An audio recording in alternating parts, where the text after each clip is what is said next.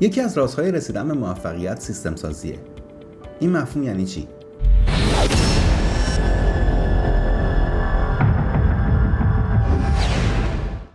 برای اینکه مفهوم توضیح بدم اجازه بدین با یه مثال بحث جلو ببرم. یه مثالی هست، یه تستیه، احتمالاً بعضیتون شنیدید.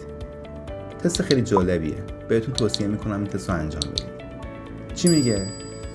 میگه فرض کنید یه پول خیلی زیادی به شما ارث رسیده، مثلا یه عدد رویایی، و این پوله ماه به ماه به حساب شما میادش.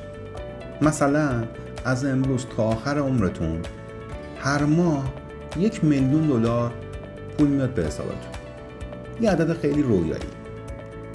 شما چی کار میکنین با این پول؟ کسی که این پول رو بهتون ارث داده یه شرط براتون گذاشته، گفته این پول رو باید به صورت منطقی خرج کنید. یعنی هر وقت پول رو غیر منطقی خرج کنید از بین میره.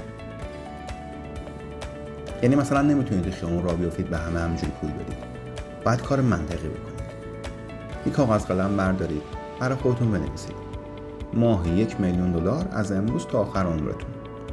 ماه اول با پولتون چیکار میکنید؟ ماه دوم چیکار میکنید؟ برای خودتون بنویسید. شاید براتون جالب باشه وقتی این تست رو انجام میدین، آدمایی که این کار رو انجام دادن، یعنی این تست رو انجام دادن، معمولا تا هولوش 30 تا 40 استاپ میشن. یعنی تا 3 سال برای خودتون میتونید برنامه بنویسید، بعدش استاپ میشید، دیگه نمیدونید با پولتون باید چیکار کنید.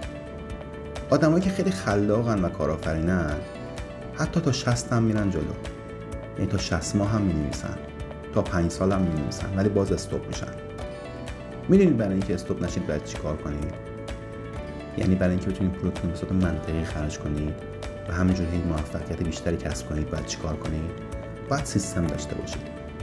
یعنی کارهای منطقی رو توسط سیستمتون انجام بدید و خودتون فقط مدیریت کنید، یک مدیریت کلان. یعنی شما نمیتونید مثلا تو اون ماهایی که نوشید بگید هر ماه یک بیزینس را میندازم، چون شما خودتون نمیتونید بیزینس را مدیریت کنید که پولتون در یک راه غیر منطقی خرج شده و از بین میره.